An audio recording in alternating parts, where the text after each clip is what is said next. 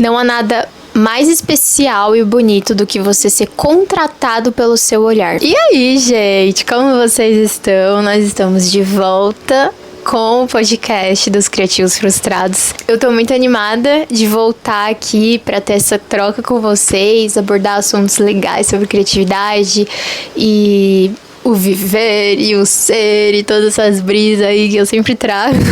Tô muito feliz mesmo, bem-vindos de volta. Eu já preparei aqui os meus papeizinhos pra recortar enquanto eu falo com vocês. Ou tentar recortar, né? Porque você já sabe que eu tenho um histórico aí de simplesmente travar e começar a falar igual uma louca e não fazer colagem alguma. Todos os episódios foram assim, pelo menos acho que um episódio só eu consegui terminar. Mas enfim, estou muito animada, sejam bem-vindos. Eu vou começar a reativar também o Instagram do Criativos Frustrados, vou começar a trazer alguns conteúdos legais pra vocês. E, enfim, tô super animada, tem muita coisa legal acontecendo. Então, assim, se você tá só me ouvindo pelo Spotify, saiba que tem a opção de você assistir o vídeo também. Então, clica aí, vem me ver. Já já o Flip aparece também. Pra quem não sabe, o Flip é meu gatinho. Mas já deixa o like, avalia o podcast. E eu também tô soltando ele no YouTube, então deixa o like e todas aquelas coisas que todo mundo pede, que vocês já sabem. Ah, e sigam o Instagram do Criativos Frustrados, eu vou deixar aqui pra vocês, vou deixar na descrição também, porque eu pretendo fazer com que ele se torne uma página de comunicação, sabe? Então, tem alguns projetos relacionados aí pra vir e estou muito animada. Quantos estou muito animada, eu já falei, eu não sei, mas isso mostra que eu estou realmente muito animada. Eu tenho que ficar de olho nas luzes porque aqui tá uma chuva bizarra. E o meu prédio, ele tem um histórico de tipo assim, um ventinho, pau, acabou a energia. Mas o bom é que com a coisa eu tenho uma luz que é portátil, enfim, vai dar tudo certo, vamos que vamos. Sobre a colagem de hoje, eu vou começar a criar aqui alguma coisa. Eu também quero fazer uma curadoria de algumas imagens que eu tenho, tipo assim, gente, isso aqui não tem nada a ver comigo, isso tá guardado, tipo, já faz 3 anos e eu não vou usar isso, mas isso tá guardado, entende? Então, eu quero fazer isso aqui, ó, sabe? E aí, tchau! Papel que eu não uso e tá guardado há 3 anos. Então, dá pra gente fazendo isso juntos e falando. Eu comecei o episódio falando que não há nada mais especial assim do que você ser contratado pelo seu olhar. E isso é algo que... Um bicho, do nada. E isso é algo que eu enfrento, assim, como quando eu falo enfrento, não é que é algo ruim, né? Tipo, enfrento isso. É algo que, desde o começo que eu comecei a criar conteúdos para as redes sociais, ou as pessoas começarem a enxergar esse potencial criativo e visual em mim, né? Então, eu sempre fui muito procurada pelo meu olhar. E hoje eu entendo muito o valor disso. Porque nós estamos em 2026, então sejam bem-vindos a 2026, inclusive feliz ano novo, que eu não falei, mas nós estamos nesse ano que o que as pessoas mais estão falando sobre marketing de influência nesse ano é que, eu vou até olhar no roteiro, que tem muita coisa, que se você não tem uma comunidade muito bem estabelecida, se você não tem um nicho bem definido, se você sai criando qualquer coisa sem ter um cuidado com uma mensagem, o que você quer passar para as pessoas, quando eu digo criando qualquer coisa, eu não gosto muito de usar esse termo, né? De tipo assim, como se, sei lá, você gravar um vídeo mais orgânico e mais no freestyle, assim, não seja um criar, entendeu?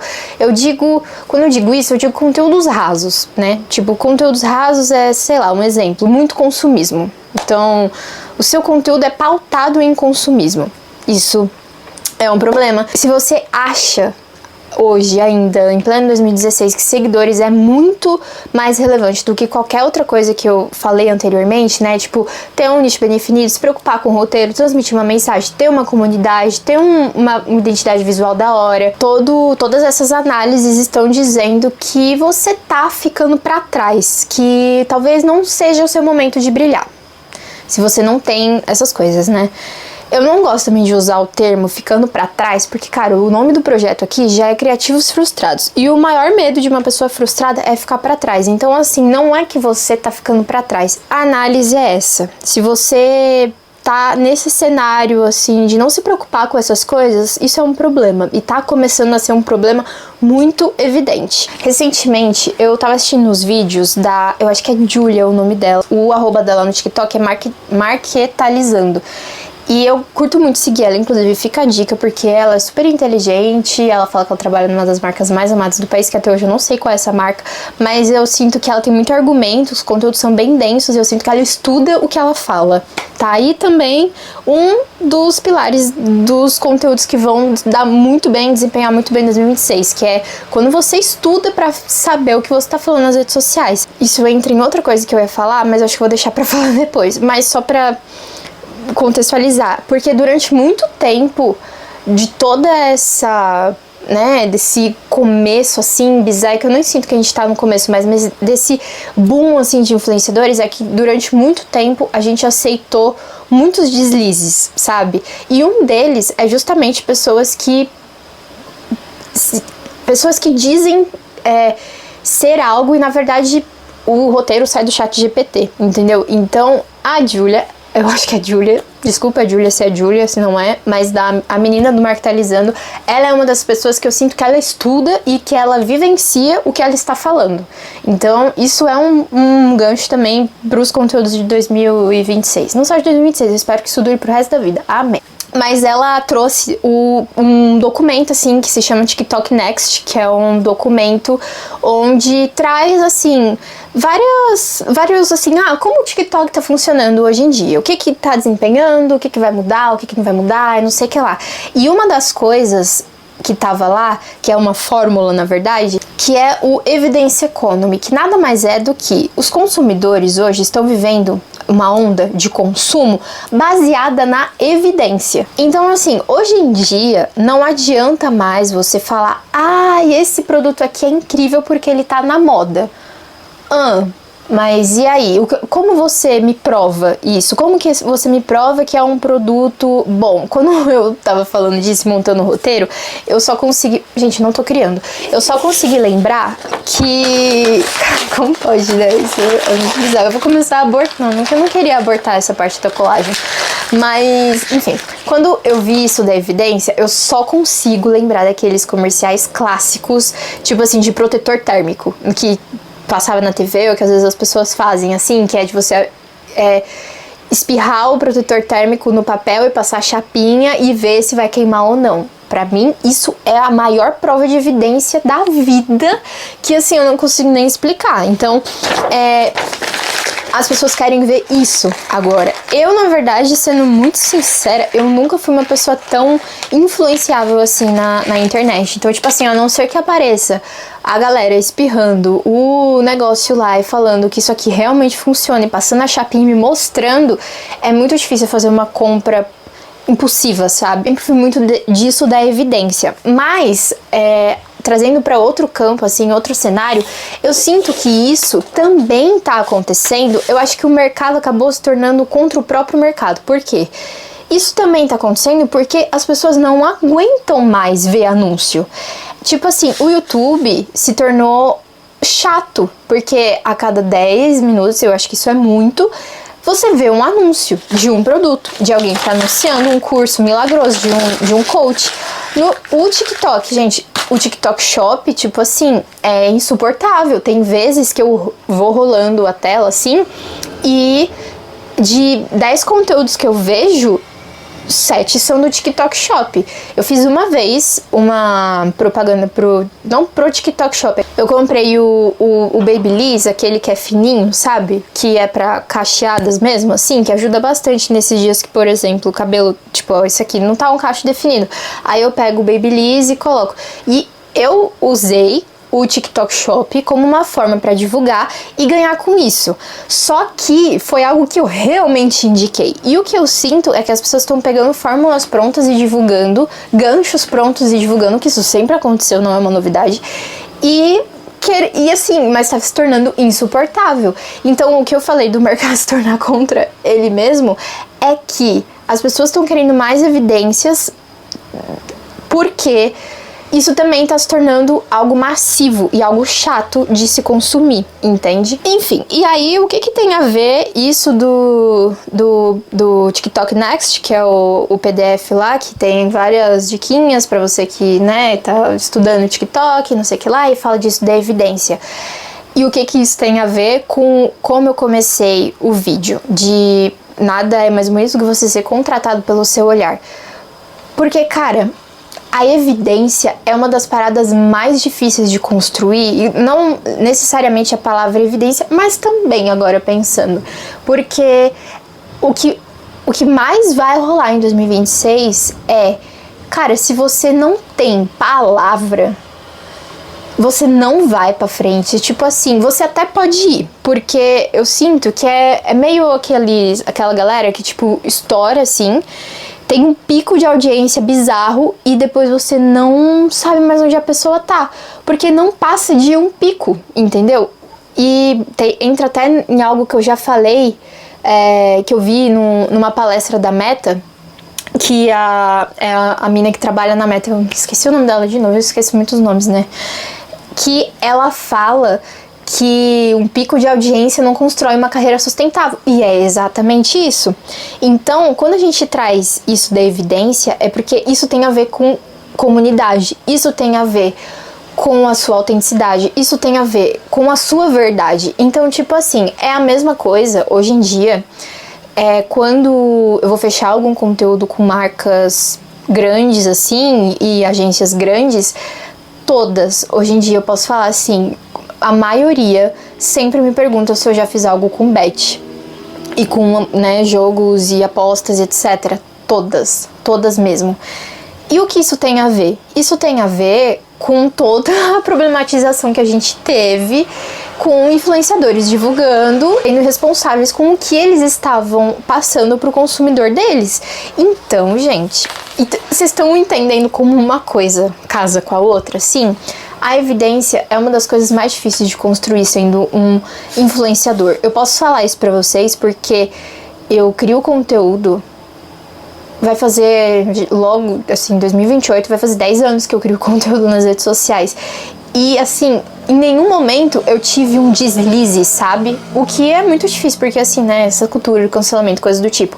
Mas eu consegui construir uma comunidade de pessoas que me seguem porque eu passo uma mensagem pra elas, porque eu inspiro elas, porque isso sempre foi a base do motivo principal, que é eu pegar uma câmera e começar a gravar um conteúdo. É responsabilidade, entende? É claro que, assim, a gente sempre tem que trazer pra nossa bolha. Então, não é porque a minha bolha de amigas, assim, é a galera que, assim, tá de saco cheio de TikTok Shop, por exemplo. Não aguenta mais, tá dando um follow em pessoas que o conteúdo só é sobre consumo, sobre... enfim. Inclusive, eu tava vendo um vídeo da Verena, a Verena Figueiredo, que ela fala, bem no começo, assim... Cara, pra você fazer um conteúdo de nutrição, por exemplo... Sim, a maioria das vezes é uma pessoa que faz nutrição, né? Que fez nutrição, que estuda nutrição. Então, assim, você vai e traz os seus conhecimentos pras redes sociais. A maioria, tá? Porque é isso que a gente tem que tomar cuidado. Muita gente fala que é, mas não é. Então, tá aí o negócio da evidência também. Tá, um nutricionista que faz o conteúdo de nutrição, ele precisa ser um nutricionista antes de tudo. Um médico, uma cientista, por exemplo, a Mari, eu acho, né, que ela faz conteúdos científicos, ela é uma cientista. Isso é comprovado, é uma evidência.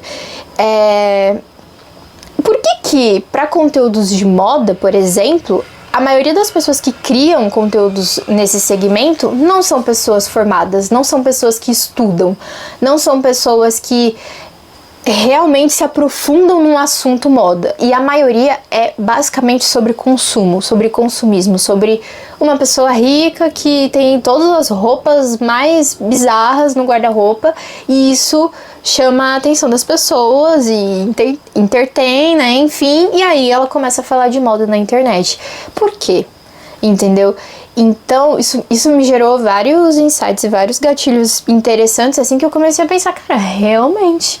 E aí, quando eu trouxe pra mim, né, eu sempre trago pra mim pra eu repensar o que eu tô fazendo. Eu fico assim, tá, eu falo de criatividade nas redes sociais, mas isso é algo que eu estudo. Eu sou formada em publicidade e propaganda. A minha pesquisa que eu desenvolvo hoje, e inclusive quero fazer um mestrado, tô estudando pra isso. Agora eu tô começando a ler edital e tal, já tem lugar, já tenho tudo certinho, já tenho a minha linha de pesquisa. Eu quero me aprofundar nos assuntos que eu trago, porque não é o ChatGPT que me forma, entendeu? E isso também tem uma ligação justamente com isso das pessoas eu sempre vejo muitos conteúdos no TikTok de pessoas falando, né, sobre o quanto a geração não quer mais ir pra faculdade, não quer fazer mais uma faculdade, porque o que dá dinheiro é as redes sociais e não sei o que lá. Gente, pelo amor de Deus. E isso eu acho que é uma das coisas mais bizarras, assim, de se pensar, sendo muito sincero. Não precisa você fazer necessariamente um mestrado, assim, como eu quero fazer, porque é algo muito difícil, é algo que, né, demanda tempo, não sei o que lá. Mas você estudar, sabe? Você estudar. Eu acho que essa é a questão. As pessoas estão perdendo o hábito de estudar, de ler, de pesquisar. Eu tô com 12 livros pra ler por conta da prova do mestrado, que eu vou ler os do edital passado, né? Porque provavelmente vai ter algum outro que vai ser igual, então eu já vou estar adiantada. E aí, isso que eu sinto, as pessoas não querem mais isso, entendeu? Isso é muito um problema, sabe? Porque, cara, todo mundo é influencer hoje em dia. Todo mundo. Todo mundo, todo mundo. Mas eu acho que o filtro que tem que passar, porque a gente tá falando muito sobre pessoas que são, né, influencers. Mas qual é o tipo de influencer que você consome? Você sabe evidências dessa pessoa? Tipo, você sabe se o que essa pessoa fala é porque ela estuda, porque ela se aprofunda, ou porque ela cria um roteiro no ChatGPT e te passa essa mensagem. Gente, voltei porque a minha câmera hiperaqueceu. E aí eu tenho que desligar ela e deixar um tempo respirando, né? Mas, continuando, deixa eu ver se tá tudo certo. A luzinha ali atrás também tá funcionando, tá tudo certo, né, gente? Eu tava falando, né, sobre dar palco, né, sobre consumo de influenciadores, tudo mais. Então, só pra finalizar, é muito esses dois lados da moeda, né? Pessoas que criam e pessoas que consomem esse tipo de conteúdo. E assim, quem sou eu para julgar o que você consome ou não, o que você cria ou não? Estou trazendo apenas dados, não é mesmo? E aí, trazendo isso da evidência, de conexão e não sei o que lá, talvez seja por isso também que o YouTube tá voltando muito forte, né? Com vlogs e conteúdos mais longos e trazendo mais essa conexão com as pessoas, mesmo tendo muito anúncio, mas assim, qual rede social que não tem anúncio hoje em dia, não é mesmo? Ai, e aí tem só mais uma coisa que eu tinha anotado, assim, que eu queria falar muito, que eu vi recentemente, sobre as novas regras do Instagram e a vingança dos pequenos criadores, que os pequenos criadores estão muito mais em ascensão, né? Tem até o estudo aí que saiu do Instagram sobre essa mudança de regras, que fala que uma conta de 3 mil seguidores, que tem uma comunidade estabelecida, que as pessoas compartilhem bastante os conteúdos, que as pessoas comentem, interajam. Ele até falou também que like hoje não é tão relevante quanto uma pessoa pegar o seu conteúdo e enviar na DM para outra pessoa. Isso traz muito mais... É porque a fita o Instagram, ele não quer saber do seu conteúdo, ele quer saber o que faz uma pessoa ficar na plataforma, entendeu? Isso é muito um pulo do gato, porque aí a gente também, sei lá, por exemplo, estão falando sobre isso dos carrosséis estarem perfumando muito mais. Se você traz informação nos carrosséis e eles criam uma conexão e faz com que a pessoa fique mais tempo na plataforma, isso é muito mais importante pro Instagram do que o tipo de conteúdo necessariamente que você tá criando, entendeu? O tipo que eu digo, não o formato, mas o que você tá falando e coisas do tipo. E aí fala muito, né, sobre trazendo aquilo dos seguidores, que uma conta com 3 mil seguidores, mas que sejam seguidores reais, é muito melhor que uma conta de 100 mil seguidores e que tenha o mesmo tanto de engajamento que uma conta de 3 mil. Então, hoje em dia, muitos seguidores que muitas pessoas que eu sigo e que são muito grandes nas redes sociais, que são bem grandes, assim, em relação a seguidores, eu vejo que essas pessoas, sei lá, têm o mesmo número de comentários que tem num post meu.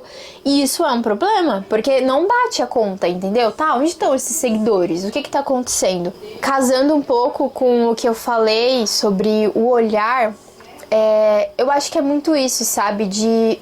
Cara, as pessoas querem saber o que você tem de valor ali, entende? E o nosso olhar é muito valor, sabe? Ele é autêntico, é a forma como a gente enxerga o mundo. Tanto que hoje em dia, os contratos que eu fecho com marcas, a maioria não tá mais sendo um conteúdo só.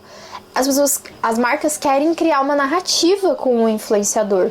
As pessoas querem fazer parte do seu mundo. As pessoas querem que, por exemplo, um seguidor olhe pro seu cabelo e lembre automaticamente que no seu cabelo o que você usa é o produto tal, entendeu? Então, tem acontecido muito isso. Eu fechei outro trampo com a Sicredi. Da última vez, gente, eu fechei 8 conteúdos com a Sicredi. E depois de 1 ano e meio por aí, eles retornaram. Então, isso diz muito, sabe? Isso diz muito sobre conexão, isso diz muito sobre valor, autenticidade, sobre o que eu trouxe pra marca, a forma como eu crio o roteiro, eu me comunico, sabe? Então, esse lugar do olhar, assim, eu acho que ele tem... Eu queria muito trazer pra um lado mais visual também, né? De tipo... As pessoas te contratam pelo seu diferencial e não há nada que te diferencie mais do que a forma como você enxerga o mundo, como você se coloca, se porta no mundo, sabe? Então, por exemplo, isso até casa com isso, que os algoritmos não criam tendências do zero, não é o algoritmo que cria tendência do zero, eles amplificam essa tendência. Então, quando algo começa a performar bem, vira referência visual, vira padrão, entre aspas, vira como se fosse o jeito certo. Lembrando que o jeito certo não existe. Não. E é nesse jeito certo que todo mundo acaba produzindo a mesma coisa.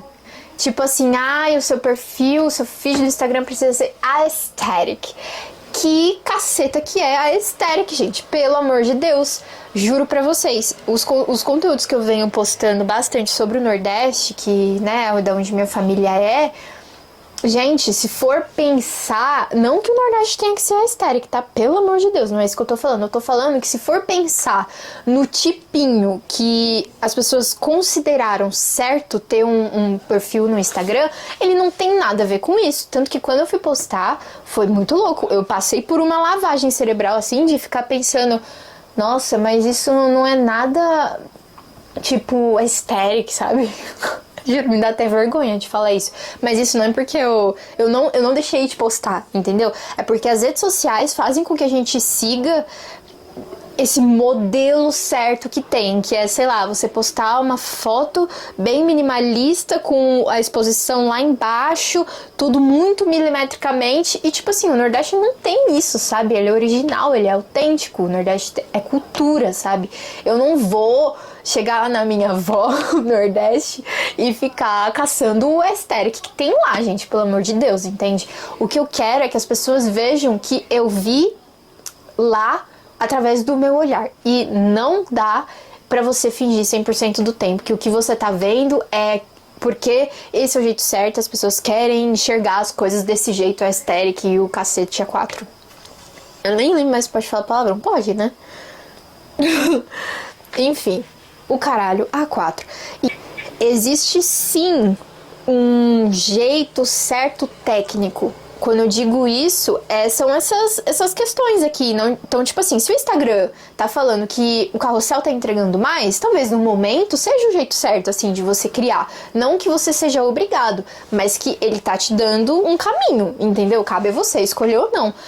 Então, o jeito técnico, esse jeito certo da técnica, né? Legendas maiores desempenham mais. Pô, então, teoricamente, agora esse é o jeito certo.